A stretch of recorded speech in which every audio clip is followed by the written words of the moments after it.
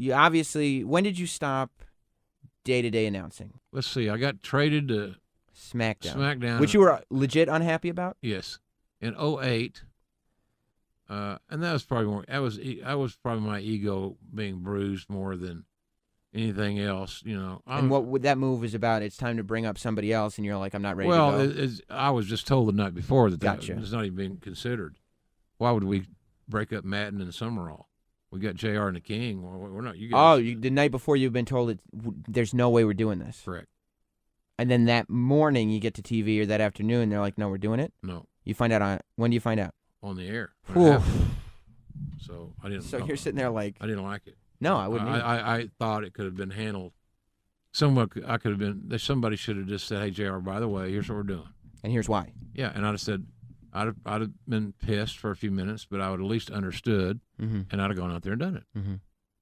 But that's not. It was like Michael Cole didn't know either. Yeah.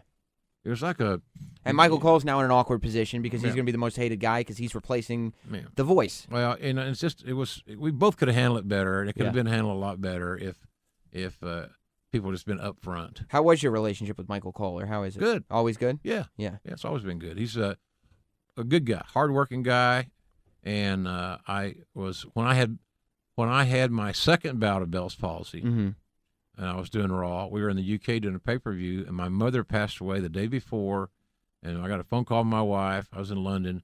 Your mom died. She was only 64, suddenly. Yeah. And so I got the Bell's palsy after that on the air the next 24 hours later, and then he had to take my place. So while he was taking my place and Vince was doing Mr. McMahon stuff, I was producing the announce talent. Mm-hmm. Because I'd hold my face up and talk in the headset in the back, and help him. So I've tried to be an asset for him and a resource for him. I like the guy.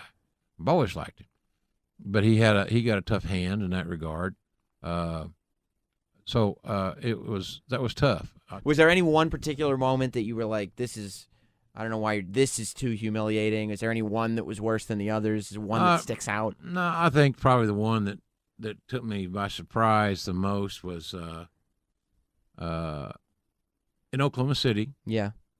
John Laurinaitis comes out, and it wasn't on the script, and relieves me of my duties on the air, and I knew basically that was basically a message that we're done. You're done, JR. We're going to move on. But you hadn't been told. No, and it wasn't even on the format. Right. So I walked to the back and is this? Are you pissed at John Laurinaitis, or do you know that he's playing a character? Right. He got his marching orders. Right. And I guess you've worked with talent long enough to know what's going on. Yeah, absolutely. So that came from one guy. Yeah.